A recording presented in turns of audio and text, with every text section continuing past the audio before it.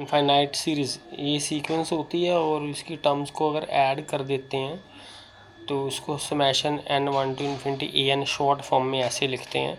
तो जो ये सम होता है उसको हम इनफाइनाइट सीरीज़ कहते हैं, ठीक है। इनफाइनाइट टर्म्स होती हैं, ये इसकी nth टर्म होती है, जनरल टर्म होती है ए एन। पार्शियल सम होता है कि जो इनफाइनाइट सीरीज़ की उसकी n टर्म्स तक ऐड कर देते हैं, तो ये पार्शियल सम बनेगा इसका, n टर्म्स को ऐड करके। This is called the nth partial sum of the infinite series this, ठीक है। ये पार्शियल सम की सीक्वेंस होती है Sn। Sn हमने अभी देखा ना, Sn क्या होता है, ये n टर्म्स का सम। लेकिन ये जो सीक्वेंस है पार्शियल सम्स की, इसके S1 का मतलब है A1, ये सीक्वेंस है S1 S2 ऐसे जो हमें पीछे पड़ा है सीक्वेंस, ये सीक्वेंस बन गई। तो पहली टर्म है A1, दूसरी टर्म क्या होगी, दो टर्म्स ऐड होंगी। S2 का मतलब है 2 तक जाएंगे, ठीक है। S2 का मतलब है कि 2 टर्म्स। S3 का मतलब है कि 3 तक जाएंगी, 3 टर्म्स ऐड होंगी। और n का मतलब n टर्म्स ऐड होंगी। तो इस तरह से S1 का मतलब A1, S2 का मतलब A1 प्लस A2, S3 का मतलब A1 plus A2 plus A3 और Sn का मतलब एंड सो ऑन। तो ये है सीक्वेंस ऑफ पार्शियल सम्स।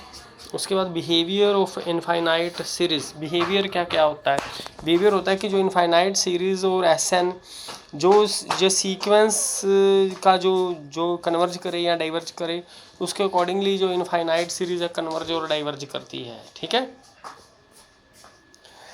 तो ये कन्वर्ज करेगी या डाइवर्ज करेगी या ऑसिलेट करेगी according as this sequence of partial sums converge, diverge और ऑसिलेट। अगर Sn कन्वर्ज करेगी S को तो ये भी कन्वर्ज करेगी और इसका सम हम लिखते हैं, कन्वर्जेंट होती है तो इसका सम लिखते हैं S। अगर Sn S को कन्वर्ज करेगी तो ये भी कन्वर्ज करेगी और इसका सम, कन्वर्जेंट के केस में इसका सम आएगा।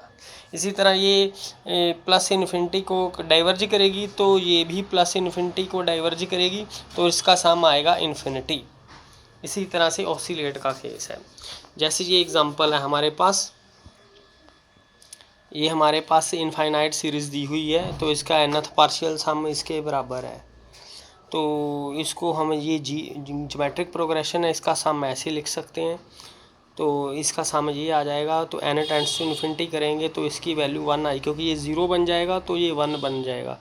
Sn 1 को कन्वर्ज कर रही है तो ये कन्वर्जेंट है तो ये भी कन्वर्जेंट होगी। कन्वर्जेंट के केस में इसका सम क्या आएगा, जिसको Sn जिसको कन्वर्ज करती है वही इसका सम होता है, ठीक है। उसके बाद हमारे पास ये वाली सीरीज़ nth पार्शियल सम, ये nth टर्म है, ये n टर्म्स का सम, ये इन्फिनिटी को टेंड कर रहा है, ठीक है, as n tends to infinity. तो ये डाइवर्ज कर रही है तो ये भी डाइवर्ज करेगी। इसी तरह ये वाली है, ये ऑसिलेटरी है, ये हमें पहले ही देख चुके हैं, ये फाइनाइटली ऑसिलेटरी है तो ये भी नॉट कन्वर्जेंट है। ये फाइनाइट ऑसिलेटरी हमें पता है, इसका मतलब जो इनफाइनाइट सीरीज़ है वो भी ऑसिलेट फाइनाइटली है।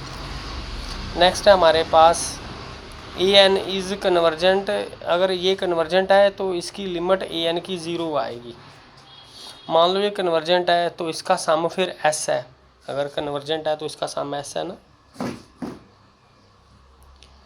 इसकी लिमिट भी s है, इसकी लिमिट भी फिर जिसको ये कन्वर्ज करेगी, जैसे Sn जिसको कन्वर्ज करती है वही इसका सम होता है, ठीक है।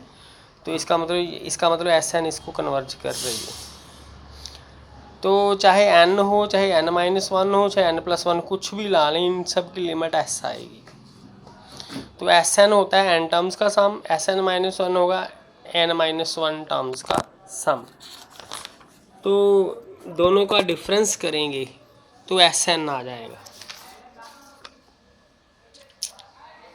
दोनों का डिफरेंस किया, लिमिट्स ली, दोनों की अलग अलग लिमिट लगा दी, इसकी लिमिट भी s है, इसकी लिमिट भी s है। तो दोनों का डिफरेंस क्या है, Sn क्या है, A1 से लेके An तक जाना है, ठीक है। और Sn-1 क्या है, n-1 तक जाना है। अगर दोनों का डिफरेंस करेंगे ये टर्म्स कैंसिल हो जाएंगी तो an बच जाएगा, तो इसकी लिमिट आ जाएगी 0, क्योंकि इसकी लिमिट 0 है तो ये इसकी लिमिट 0 आ जाएगी। यही हमने प्रूव करना था कि जो an की लिमिट है वो 0 आती है अगर वो कन्वर्जेंट है।